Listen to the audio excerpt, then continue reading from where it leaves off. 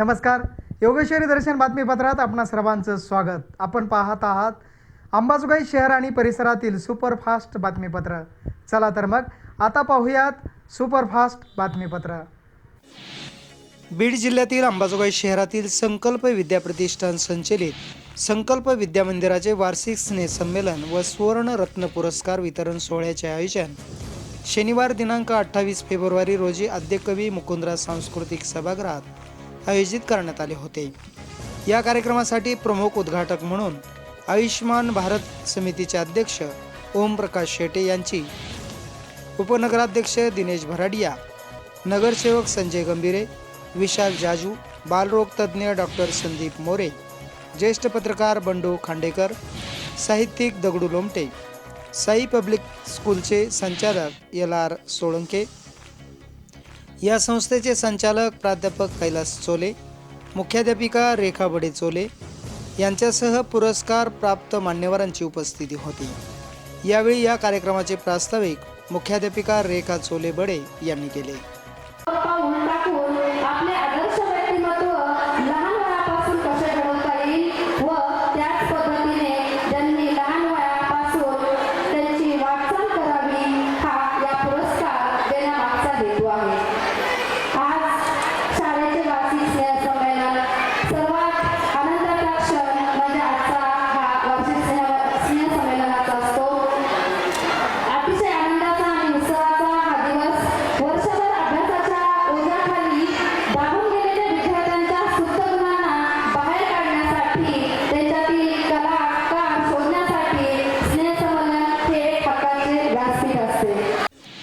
अतिशय बहारदार कार्यक्रमाचे आयोजन करण्यात आले होते. या कार्यक्रमात सुवर्ण रत्न पुरस्कार वितरण करण्यात आले.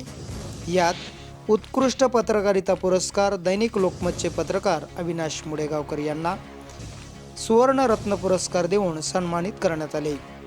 कला क्षेत्रातील सुवर्ण रत्न पुरस्कार दत्ता बनसोडे यांना देण्यात आला. सामाजिक क्षेत्रात उल्लेखनीय कार्य करणारे अशोक केदार यांना सुवर्ण रत्न पुरस्कार देण्यात आला. तसेच शिक्षण क्षेत्रात सुवर्ण रत्न पुरस्कार रंजना जाधव यांना देऊन सन्मानित करण्यात आले. यावेळी पुरस्काराला उत्तर अविनाश मुडेगावकर यांनी देत संकल्प विद्या प्रतिष्ठानचे कौतुक केले. गेल्या 30 वर्षापासून मी पत्रकारितेत काम करतो. गेल्या 22 वर्षापासून लोकमतमध्ये, त्या अगोदर दैनिक विवेक सिंधू, गावकरी, सोलापूर तरुण भारत अशा विविध दैनिकामध्ये काम केलं. गेल्या 30 वर्षामध्ये काम करत असताना पत्रकारितेमध्ये उपेक्षितांचे जे प्रश्न आहेत, वंचितांचे जे प्रश्न आहेत, त्यावर वृत्तपत्राच्या माध्यमातून, लिखाणातून सामान्यांना न्याय देण्याचा मी बराच प्रयत्न केलेला आहे. प्रोग्राम पाहून, उपक्रम पाहून संकल्प विद्या प्रतिष्ठानच्या अध्यक्षा आदरणीय रेखा बडे मॅडम आणि चोले सर यांनी मला यावर्षीचा 2026चा आदर्श शिक्षिका सुवर्णरत्न पुरस्कार सन्मानित म्हणजे माझ्यासाठी जाहीर केला. त्याबद्दल मी त्यांची खूप खूप आभारी आहे. आणि मला यांनी जो हा पुरस्कार दिला आहे, हा पुरस्कार माझ्या कामाची मला आणखीन जास्त काम करावं यासाठी प्रेरणा आहे. या कार्यक्रमात मान्यवरांनी या संकल्प विद्या प्रतिष्ठानच्या सर्व पदाधिकारी व कर्मचाऱ्यांचे कौतुक करून शुभेच्छा दिल्या. अतिशय सुंदर कार्यक्रमाचे आयोजन करण्यात आले होते. तसेच वार्षिक स्नेह संमेलनही गेल्या 7 वर्षापासून सतत सुरू आहे. यावेळी उपस्थित असलेले प्रमुख पाहुणे यांनीही शुभेच्छा दिल्या. संकल्प विद्या प्रतिष्ठानच्या वतीने गेल्या 14 वर्षापासून विविध क्षेत्रातील व्यक्तीला पुरस्कार देऊन सन्मानित करण्यात येते. यावर्षीही पुरस्कार देऊन अनेकांना सन्मानित करण्यात आले. यावेळी उपस्थित असलेले साहित्यिक दगडूदादा लोमटे यांनीही सर्वांचे अभिनंदन केले.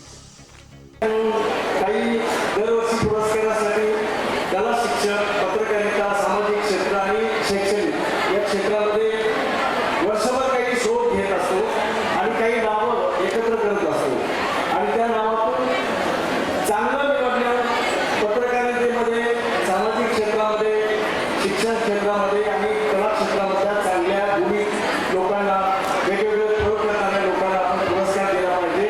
आणि ही अत्यंत जिकिरीची जबाबदारी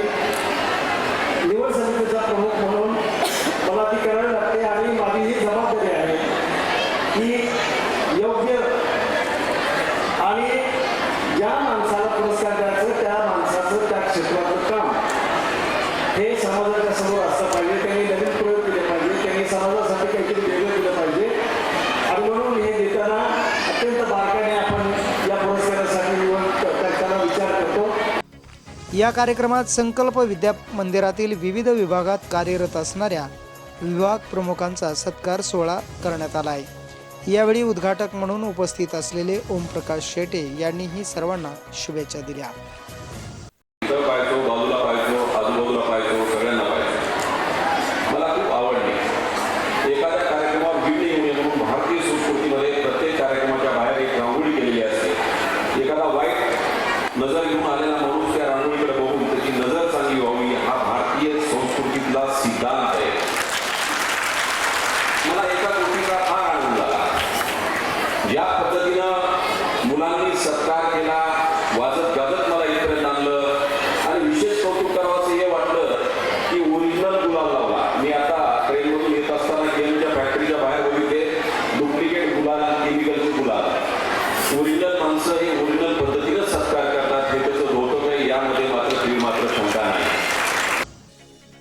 यावेळी विद्यार्थ्यांनी विविध गाण्यावर अतिशय सुंदर नृत्याचे सादरीकरण केले. त्याचबरोबर विविध कला नाट्यछटा यावेळी विद्यार्थ्यांनी सादर केल्या. यावेळी उपस्थित असलेले नगरसेवक संजय गंभीरे यांनीही अध्यक्षीय समारोप केला. संकल्प विद्या मंदिर ही शाळा 24 मुलांपासून सुरू केली. अतिशय प्रतिकूल परिस्थितीत त्यांचे वडील शेतकरी वडवणीसारख्या एक मागास तालुका म्हणून ओळखते त्या तालुक्यातून येऊन अंबाजोगाई सारख्या एक या ठिकाणी शैक्षणिक शहर म्हणून ओळखलं जाते. एकदम स्पर्धेचं शहर या ठिकाणी येऊन सारख्या चालतंय आणि अशा संस्थेसोबत स्पर्धा करायची म्हणजे तुम्हाला काहीतरी वेगळं दाखवावं लागेल आणि ते वेगळं दाखवण्याचं काम या संकल्प विद्या मंदिराच्या माध्यमातून होत आहे. अतिशय चांगलं काम या शाळेचं आहे. मला वाटतं अंबाजोगाई शहराच्या पहिल्या 5 शाळेमध्ये त्यांचं नाव आहे. विशेष म्हणजे संकल्प विद्या मंदिर हे प्री प्रायमरी ते 8वी पर्यंत अतिशय चांगल्या पद्धतीने वर्ग चालतात. यावेळी या कार्यक्रमाचे बहारदार सूत्रसंचालन PH नाईक यांनी केले.